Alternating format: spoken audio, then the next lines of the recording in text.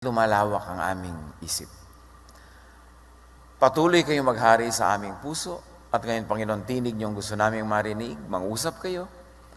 Pagpaliwanagan niyo muli ang inyong mga anak nang sa gayon ang pang-araw-araw na buhay namin ay maisunod sa inyong landas. Kayo po ang nais naming marinig. Be our speaker, our teacher, our healer and guide. In the name of your Son, Jesus, we pray with thanksgiving. On earth or in heaven, saan ka ba daw dapat unang maging mayaman? Sa langit o sa lupa? Worldly wealth is a lot of disillusion. It is a lot of illusion even. Ano bang ibig sabihin ng worldly wealth? Masama ba na magkaroon ng magandang kotse, magandang bahay, masarap na pagkain? Matthew 6:19. Jesus says, "Do not store up for yourselves treasures on earth, where moths and vermin destroy, and where thieves break in and steal." So apparently, sa biglang tingin, ang pinag-uusapan dito ay material wealth, physical wealth. Pero maraming readings, maraming layers of meaning, lalo't pag si Jesus ang nagsasalita. Maraming paraan ng pagbasa at pag-interpret at pag-apply. At yan ang ating hihilingin sa Panginoon ngayon, palalimin pa ang pag-unawa natin sa ibig sabihin ng worldly wealth. Masama bang maginhawa? Masama bang mariwasa? Itanong natin sa Ama. James 4:1-2. Saan ang gagaling ang inyong mga alitan at pag-aaway? Hindi ba't nagmumula yan sa mga pagnanasang naglalaban-laban sa inyong kalooban? Mayroon kayong ninanasa, kaya pumapatay kayo. Mapa sa inyo lamang yon. Kaya kayo'y nagkakagalit at naglalaban-laban. Desire and the destructive competition that accompanies it, desire for external and material wealth causes quarrels, fights, and frustrations. Nangyayari yan sa napakaraming mga tao, sa pamilya, magkakaibigan, nag-aaway-away dahil sa pera, dahil sa mana, dahil sa lupa, dahil sa credit, dahil sa fame, kung ano-ano pa. At iyan ay nagbubunga ng internal, spiritual poverty. Makamit mo man o hindi, yung mga ninanasa mong nagiging dahilan para malayo ka sa tao, mapaaway, makipagkagalit, ang bunga niyan, makamit mo man o hindi, yumaman ka man physically o hindi, merong internal, spiritual poverty, negative emotions. Like anger or fear, even guilt, kahit ka nanalo. Or isolation that leads to loneliness dahil ang niyakap mo ay bagay at itinulak mo ay tao. And this is not heaven. Hindi ito ang heaven na tinutukoy. Yung ang yaman-yaman mo, tapos malungkot ka naman. Empty. Marami kang kaaway. Nalayo ka sa mga taong magpapaligaya sa'yo. Luke 12:15, at sinabi niya sa kanilang lahat, mag-ingat kayo sa lahat ng uri ng kasakiman, sapagkat ang buhay ng tao ay wala sa dami ng kanyang kayamanan. Material, earthly, worldly possessions is not what life is all about. Material possessions do not make or define life. At ito isa sa mga pinakamalalaking kasinungalingan, lalong-lalo sa modern times. Sinusukat ang tao sa laki ng kanyang bahay, dami ng kanyang kotse, sa modelo ng kanyang telepono, sa kamahalan ng pinupuntahan niyang salon, kung saan siya nagtutour. Sinusukat ang tao kung ilan ang kanyang diploma, ilan ang kanyang mga bahay, ano ang kanyang kayamanan, gaano kalaki ang bank account. Sinasabing malinaw na malinaw, mag-ingat kayo, hindi yan ang sukatan. Sukatan lang yan ng industriya, ng capitalism. Kasi gusto nila kayong maging sakim. Gusto nila kayong magpayaman ng magpayaman. Kasi ito yung binibili nyo ang kanilang mga tinda. Ito yung bumibili kayo sa kanilang mga investment schemes. So yaman din lalo sila. Binubulag tayo kung anong ibig sabihin ng maganda. Yung magandang babaeng halos masubsob na sa laki ng dibdib na hindi nagdag na kilo-kilo. Yun ang maganda. Binubulag tayo ng industriya ng pagpapaganda. Binubulag nila tayo, kaya dapat tayong magising at Diyos ang kaliwanagan. Sabi, hindi dyan nasusukat ang ganda ng tao. Sabi niyan, hindi yan ang langit. 1 Timothy 6:7, for we brought nothing into the world, and we can take nothing out of it. Hindi sulit na magtulak ka ng mga tao para ka lang magkaroon ng mga material benefits. Material possessions, external wealth is only earthbound. It is only external. Ano man ang isuot mong alahas, bagamat hindi naman masama yan, ha? Hindi yan dapat minamasama. Ano man ang yaman mo, ano man ang ganda ng mga kapaligiran mo, hanggang labas lang yan, hindi yan kayang pumasok sa puso. Kaya kahit gaano kaganda ng bihis, pwedeng walang-walang laman ang loob. Empty, malungkot. Although marami rin naman pangit ang bihis na malungkot pa rin. So, ibig sabihin, hindi na dadaan sa ganda o kapangitan ng bihis yung ligaya. Yan ay, ano ba ang estado ng puso mo? Ano ba ang laman niyan? Yun ang langit. Ang mga kayamanan, nakakatulong din siyempre. Kasi mas madaling lumigaya kung may pera kaysa wala. Pero hindi guarantee na maligaya ka kung meron. At hindi rin guarantee malungkot kapag wala. Yung material things, hindi guaranteed ang talab. Hanggang labas. Up to a point lang ang benefit mo dyan. Ecclesiastes 2:21, people can work hard using all their wisdom and knowledge and skill, but they will die. And other people will get the things they worked for. That makes me very sad. It is also not fair and is senseless. Sabi ni Solomon, naubod ng yaman. Sabi ganon, pag sobrang marami kang pagod na ginawa sa buhay, na ang mga naipon mo'y lampas-lampas sa iyong kailangan, lugi ka doon. Kasi iiwan mo rin yung kayamanan. Ang dami mong oras na inubos sa pagpapayaman, imbes inubos mo sa pagpapasaya sa iyo at sa sarili mo at sa kapwa mo at sa pagpapahinga, dahil hindi ka naman dapat sobrang mag-produce ng higit-higit sa iyong kailangan kasi iiwan mo rin eh. At yan ang sabi ni Solomon, it is meaningless. Vanity. Ecclesiastes 2:17, kaya't kinamuhian ko ang buhay, sapagkat pawang kahirapan lamang ang idinudulot nito sa akin. Lahat nga ay walang kabuluhan, at tulad lang ito ng paghahabol sa hangin. Yun daw ang napapala ng mga tao walang inatupag, kundi magpayaman lang, pero nagiging pobre sila sa ibang department ng kanilang buhay. Yung, ay, makakatipid ako kung mag-isa na lang kung magbabiyahe. So, nag-isa ka nagbiyahe kaysa bumili ka ng kasama.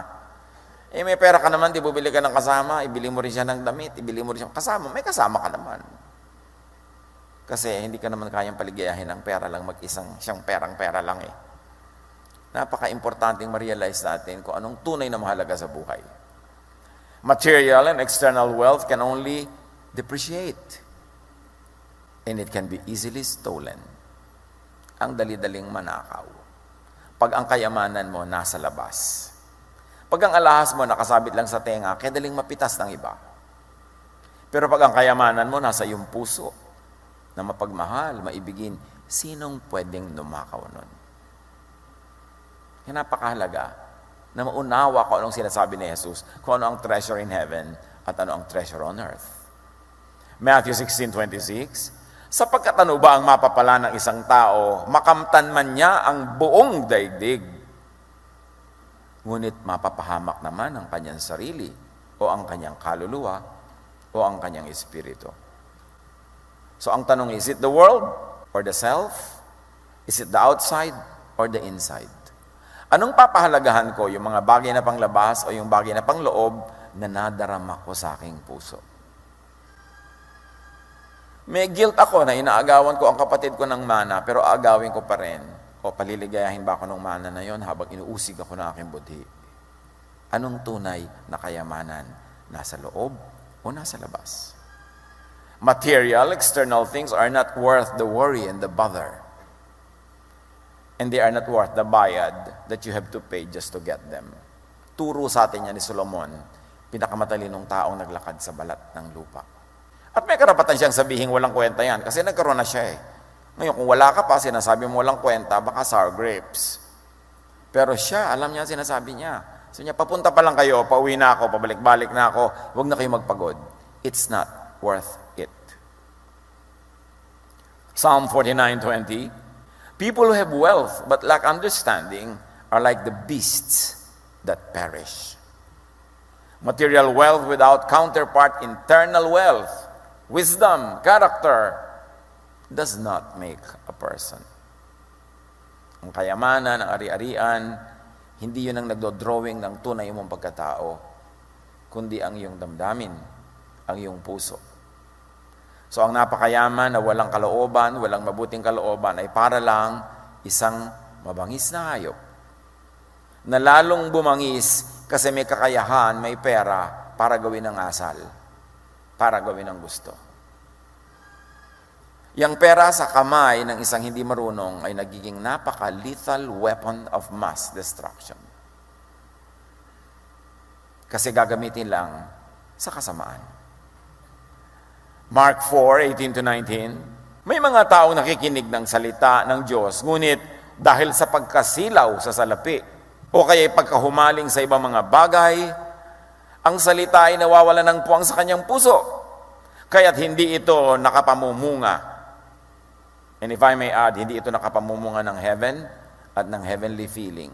Ang bunga dapat ng salita ng Diyos, correctly read, interpreted and applied, is heaven.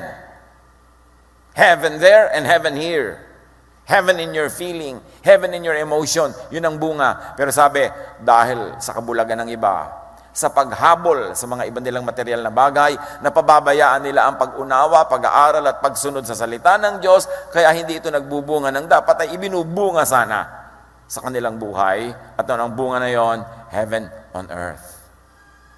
Interest in external wealth could sacrifice enjoyment of internal wealth, of spirituality. Hindi laging magkakontra ang materialism at spirituality, pero madalas.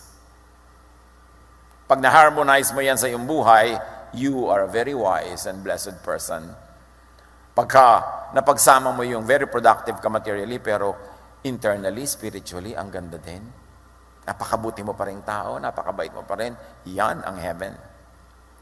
Now what about heavenly wealth na kanina pa natin dinadaplis-daplisan? Matthew 6:19-20, do not store up for yourselves treasures on earth, where moths and vermin destroy and where thieves break in and steal. And the 99% of all readings of earth is mundo, lupa, buhay dito sa lupa, material things. It's very correct, but it's not the only meaning intended by the Lord. Sabi niya, but store up for yourselves treasures in heaven, where moths and vermin do not destroy, and where thieves do not break in and steal. Heaven, 99% of the time, yung tinutukoy natin, pag namatay ka na at ligtas ka, pupunta ka doon, may mga ulap, may naglilipa ng anghel. Yes, magandang reading, but not the only reading. Because here, earth and heaven can have many other meanings. At ganyan ang ganda pag nakikinig ka kay Jesus. Parang kakanina sapin-sapin, parang halo-halo, ang daming layers. 1 Samuel 16:7, the Lord does not look at things man looks at. Man looks at the outward appearance, but the Lord looks at the heart. Again, naglalaro yung dichotomy ng outside-inside. Yung outward at inward. At dito natin sususugin ang malalim na kahulugan ng hell at heaven. Inside, outside. Labas, loob. Napakagandang unawain ang kahulugan ng labas at loob. Kaya pati ang Florante at Laura, ang first opening line si Balagtas, sa loob at labas ng bayan kong sawi. Kasi may kahulugan niyang loob at labas. So atin, may loob. And read that as heaven. May labas. Read that as the world, as the material world. People value what is outward, what is outside the heart. What is worldly and physical, like good looks, like treasure, like status. People value what is on earth and read all of these things at what earth could mean. Not the planet, but that which is outside of your heart, which is in the world outside. But God values what is inward, what is inside the heart, the thoughts, the emotions, the feelings, the heavenly and spiritual. And read this as what could be meant by heaven. Not only up there, but in here. Because God fills heaven and earth. God is everywhere. At nang tinuruan ni Jesus ang kanyang mga disciples to pray, sabi ng mga tao, teach us how to pray. At sabi niya, this is the prayer that you should pray. Meaning, this is the goal that you should work for. This is what you should want. This is what you should accomplish. Our Father, who art in heaven. Sabi niya ganon. Thy kingdom come. Thy will be done on earth as it is in heaven. Hindi yung paakyatin mo kami sa langit. Ang sinasabi ng prayer na itinuro ni Jesus, ibaba niyo po ang langit. Ano yung na-expect mo? May mababang mga ulap. No, ibaba niyo po yung paghahari niyo sa aming puso. At matupad sa buhay namin yung gusto niyo. Your will be done on earth as it is in your heart. Then that should happen in our heart. Bring a slice of heaven into our hearts, rule into our hearts, and let us feel what heaven really means inside our hearts. At sinabi ni Jesus, gusto niyo mangyari yon, huwag kayong sakim. Huwag kayong makasarili. Huwag kayong puro pera. Huwag kayong puro gamit. Huwag kayong puro prestige. Huwag kayong puro yabang. Kasi hindi bababa ang langit sa inyo. Sabi niya, gusto niyong bumaba ang langit sa inyo. Napakahalaga na maunawa niyo kung anong ibig sabihin ng kaharian ng Diyos. Ang paghahari ng Ama. Heaven, while it is the time and place and condition out there in eternity, it is also one's heart, thought, emotion, feelings, here and now. Heaven is also a person's spiritual and emotional state right now. So, pwedeng nasa heaven na kayo ngayon. At pwedeng pagkalagot ang inyong hiningay, pumunta pa kayo doon sa isang pinag-uusapang another heaven. Edi, double benefit. Importanteng maunawa. Lagi kasi iniisip natin yung langit, yung malayo. Nakakalimutan tuloy natin ma-enjoy at makamit yung langit na narito. Kaya sabi ni Jesus sa kanyang mga kausap, Luke 17:21, people will now say, look, God's kingdom is here. Or there it is. No. God's kingdom is here with you. And the more correct translation is, God's kingdom is inside you. Heaven is in your heart. It's in your thought, in your feelings. Hindi ko sinasabing guni-guni ang heaven. No. Pero pag ang thought mo godly, ang naghahari sa iyong puso na emotion is bunga ng Espiritu ng Diyos, heaven yon na na-enjoy mo na ngayon pa lang. Matthew 6:19-21, kaya sabi ni Jesus, do not store up for yourselves treasures on earth, but store up for yourselves treasures in heaven. For where your treasure is, there your heart will be also. So sinasabi niya, huwag niyong payamanin kung ano lang yung naglambitin sa leeg niyo. Huwag niyong payamanin kung ano lang ang hawak niyong gadget, kung ano lang ang coaching sinasakyan niyo o bahay na tinitirhan niyo. Ang payamanin ninyo, yung inyong kalooban. Yung kapayapaan nyo. Unahin ninyo kung anong nagbibigay sa inyo ng spiritual joy. Do not be rich outwardly, but inwardly. They are not always opposed. May mga tao na babalance yan, pero mahirap i-balance. At kung kailangan mong pumili ng isa lang, huwag kang malito. Piliin mo heaven in you rather than the world outside of you. Do not be rich in the material world outside your heart, but in the spiritual world inside you, in your heart. Do not be rich only with worldly things, but with godly thoughts and emotions. The kingdom of God within is the reign of God and godly feelings in the heart.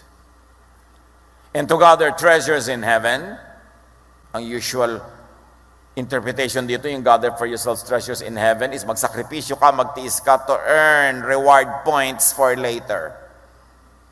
Yan ang manipulative use ng religion sa teaching na ito. Ihulog mo lahat sa bulslo. I-donate mo lahat. Magdusa ka, ibigay mo ang lahat-lahat. And you are gathering for yourselves treasures in heaven. Pang-uto lang yon. Pero pag nagbibigay ka talaga out of love, the treasure and the heaven is in your heart. Because according to studies, and this is proven by many scientific studies, ang taong mapagbigay, basta taos puso, totoo sa loob, meron siyang ligaya na natatamasa na hindi alam ng hindi mapagbigay. Yun ang heaven mo. Na pag mapagbigay ka, totoo, hindi lang dahil nag-i-invest ka para tumubo, hindi lang dahil lang mapagaling ka para sumikat, taos sa puso, merong gantimpala na ibinibigay ang Diyos. At ito ay napaka-positive emotion known only to real, honest, sincere givers. At according to many studies, ang ganitong feeling nakakapagpababa ng presyon, nakakababa ng mga palpitations, nakakapagpalusog, nakakapagbigay ng himbing sa tulog, nagpapataas ng immune system, nagpapaganda ng pakiramdam. Heaven yon. Sa mga hindi makatulog, sa mga inuusig ng budhi, sa mga tinatakot ng kung ano mga jablong, kinukot-kot ang loob ng utak nila, maa-appreciate yung ibig sabihin ng heaven na yun. Yung kapayapaan, katahimikan, pagtitiwala, that is heaven. To gather treasures in heaven is to gather spiritual and emotional bliss in the heart. Hindi yung sobra ka magsakripisyo to the point of killing yourself para ibigay mo lahat sa relihiyon. Manipulative interpretation and application. To gather treasures in heaven is to be peaceful, joyful, restful. To be loving and kind and good and gentle. To be giving from the heart. Yun talaga nagbibigay ka ng taos-puso. Hindi masama yung magbigay.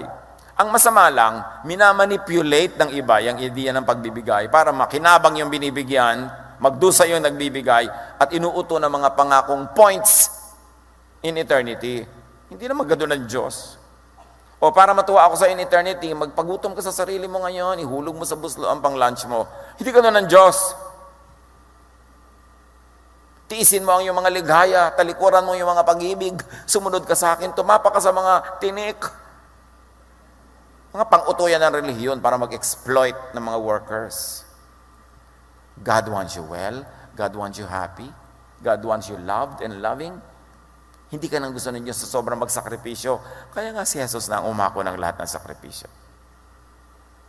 Bagamat, ang tunay na pagmamahal sa kapwa, paglilingkod sa Diyos, kung minsan na may kakambal ding sakripisyo talaga. Pero dahil kakambal lang yun, kaya mo ginagawa, hindi mo sinasadyang magsakripisyo, maghugawit sa sarili, lumuhod sa pako, para magka-points. Nagkaiba yun. Although, sa biglang tingin, parang pareho lang. Laging, ano ang intensyon ng iyong puso. Studies show that givers go to heaven. And that heaven is the emotional dividend, the emotional fruit of heartfelt giving. Kaya si Jesus, di ba, lagi siya nagtuturo to give, not to exploit people. Kasi alam niya that it is in giving that people will have access to that treasure in heaven, will have that path to that heavenly feeling that God had intended for givers to enjoy. Matthew 25, 34 to 36. Kitang-kita dito yun eh. Nung sinabi ni Jesus kung paano gagantimpalaan ng mga tao, then the king will say to those on his right, "Come, you who are blessed by my Father. Take your inheritance." So, ibig sabihin, nakahanda na talaga yon. The kingdom prepared for you since the creation of the world. What many people call heaven. Sabi ni Jesus, take the kingdom prepared for you since the creation of the world. For I was hungry and you gave me something to eat. I was thirsty and you gave me something to drink. I was a stranger and you invited me in. You gave me a home. I needed clothes and you gave me clothes. You clothed me. I was sick and you gave me care. You looked after me. I was in prison and you gave me a visit. You gave me a refreshment and you gave me freedom of my heart. You came to visit me. Sabi niya, inherit the kingdom of God that was prepared for you since the foundation of the world. In other words, it had always been there. It is not only for the future time, it had been there since the beginning, it is there now, and it will be there tomorrow. And how does one inherit that kingdom? By giving. By giving from the heart. By giving out of love. Not by trying to earn some points. Not for waiting for a future reward, because giving by itself, when it comes from the heart, is already the reward. Hindi na kailangang hintayin pa, because it has always been there since the foundation of the world. It is not something futuristic. It is eternal, meaning noon pa, ngayon, at bukas. So, have frequent trips to heaven. Have frequent trips to that kingdom, that paradise, within you. Maglabas-masok ka sa langit na nasa iyong puso. Sa paggawa ng tama, sa paggawa ng mabuti, sa kabaitan, pumapasok-pasok ka dyan. Stairway to heaven. Yung mga talinghaga sa Biblia. Do good. Why? Because you were created to do good. Ephesians 2:10, for we are God's handiwork, created in Christ Jesus to do good works, which God prepared in advance for us to do. Parang yung heaven niya, yung kingdom niya, nandun na, prepared in advance. So, ang mga tao man ay pinaghandaan, bawat isa ng mga gagawin niya mga kabutihan. At binigyan siya ng Diyos ng mga kakayahan, mga talento, mga kayamanan, mga kung ano-ano, para magawa niya yung assignment niyang gawin. At pag ginagawa niya yon, sabi ni Jesus, come, enjoy the kingdom that was prepared for you since the foundation of time. It is the eternal heaven that we are always studying, people are always teaching about, and it also that now, right now, heaven in your heart. Dalawa.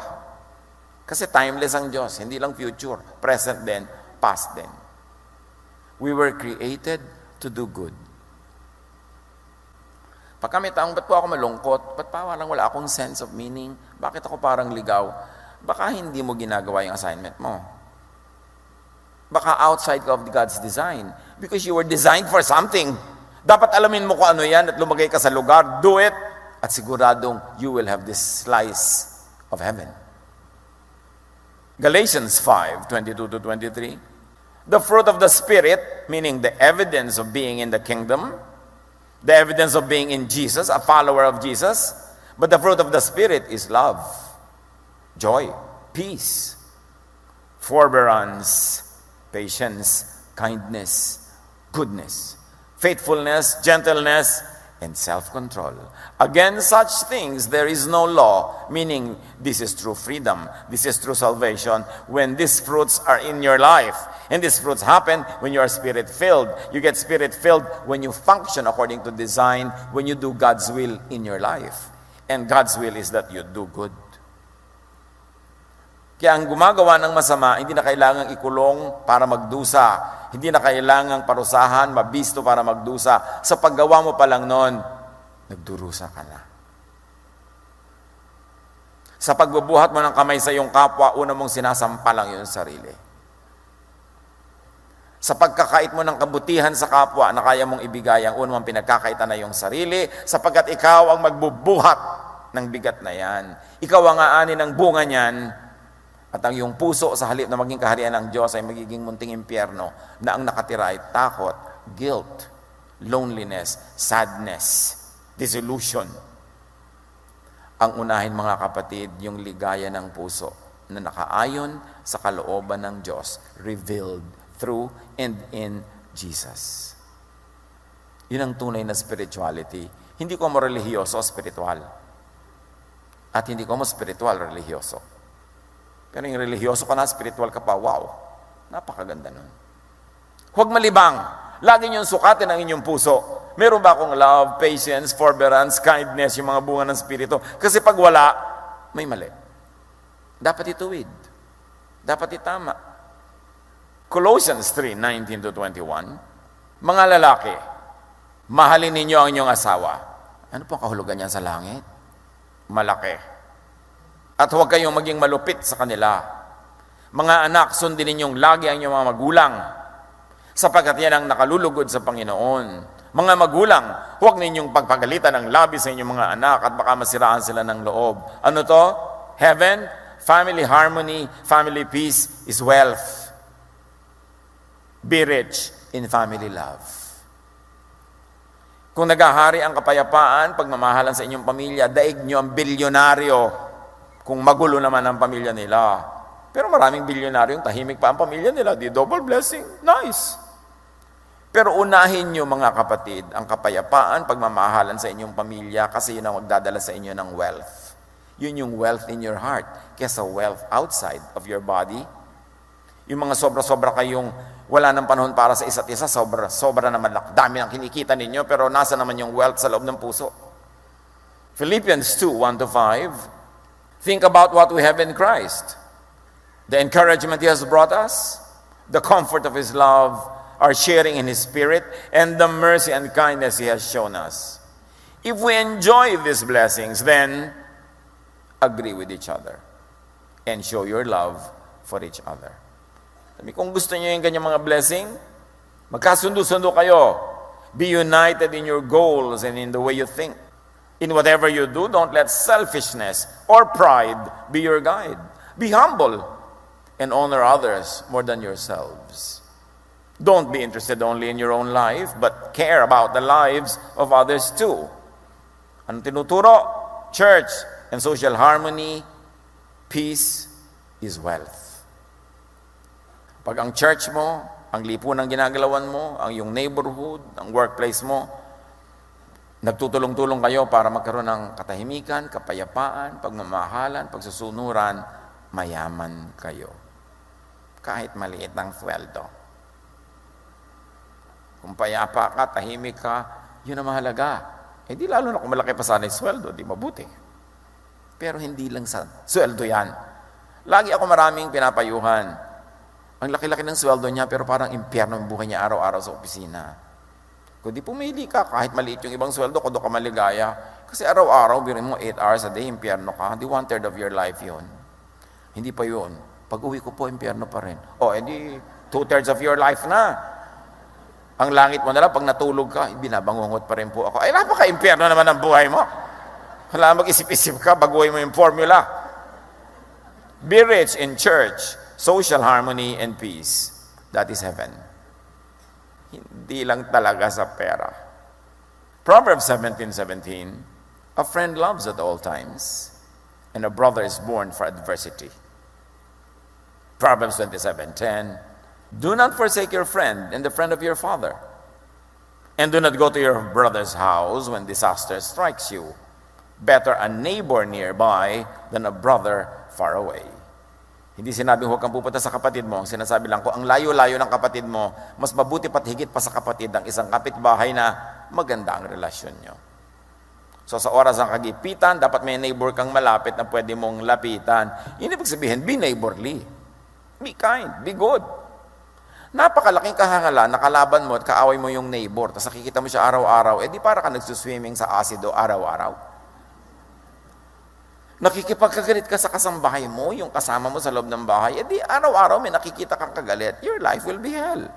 So, dapat makipagkasundo ka, maging mabuti ka, dahil ikay banal. At kung hindi ka man dahil banal, dahil lang matalino ka, makipagkasundo ka rin. Kasi ikaw makikinabang.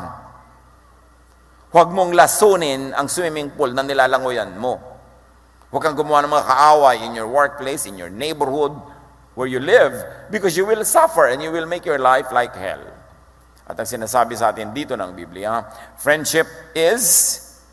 are wealth. Kayamanan ang mga kaibigan. Huwag kayong makipagkagalit dahil sa pera. Kayamanan, mahalaga ang kaibigan. Huwag niyong onsehin. Huwag i-1, 2, 3. Huwag pagsamantalahan. Kasi sayang ang friendship. Be rich with friendship and with friends. That is also heaven. Tandaan nyo, tigilan nyo kaiisip sa heaven as only in the clouds. Be kind, be loving and gentle, be kind and be good, and you will have trips to heaven. 1 Timothy 6:10, but godliness with contentment is great gain. For we brought nothing into the world, and we can take nothing out of it. Those who want to get rich fall into temptation and a trap, and into many foolish and harmful desires that plunge men into ruin and destruction. For the love of money is a root of all kinds of evil. Some people, eager for money, have wandered from the faith and pierced themselves with many griefs. Marami raw mga taong nalibang na humaling, ang sinundan ay paghahanap lang ng kayamanan, pero para nilang sinaksak na maraming punyal ang sarili nilang puso. Sinisira nila ang kanilang mga sarili para sa bagay na nasa labas lang at hindi kayang pumasok sa kanilang puso at hindi kayang pasayahin ang loob ng kanilang puso. Contentment, freedom from greed and guilt is wealth. Kung pipili kayo na may gagawin, ang bunga ng isa, meron kayong financial gain pero may guilt, wag na lang. Hanggang labas lang yung pera, ang laman ng puso nyo, guilt, wag na lang. Be rich with contentment and a peaceful conscience. That is heaven. Ecclesiastes 8:15, sabi ni Solomon, so I commended the enjoyment of life. Yan ang pinayo ko, mag-enjoy kayo. Because nothing is better for a man under the sun than to eat and drink and be glad.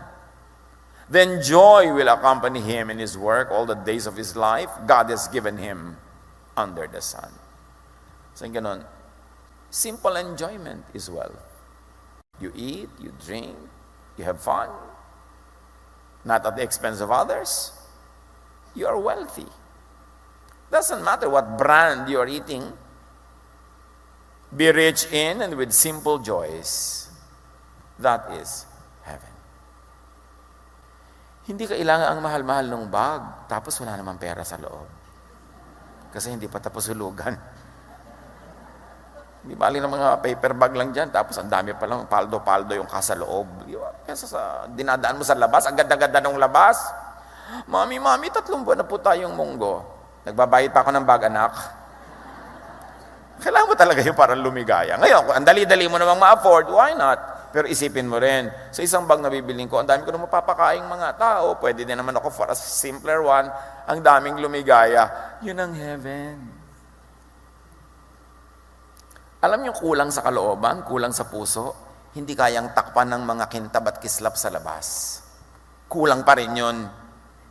Kahit pakintabin mo at pakislapin lahat ng iyong paligid, pag sa loob ay kulang, kulang pa rin.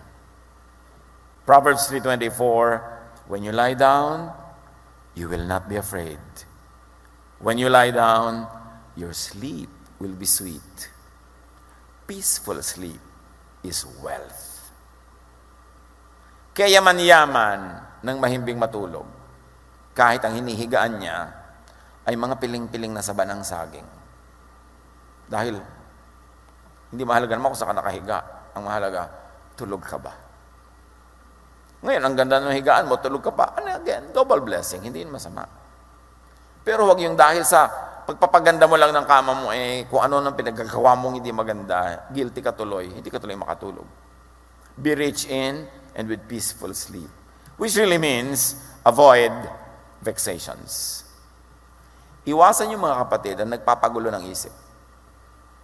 Pag nagdadalawang loob kayo tungkol sa isang bagay, wag na lang. Iwasan ang panggugulo ng budhi.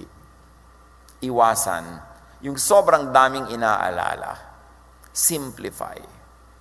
Itinuturo nga ni Solomon, Talk about wealth, pagkayaman-yaman ko na, pero ang sinasabi ko sa inyo, go simple. Huwag ka sobrang maraming yaman. Kukuha lang yan ang iba.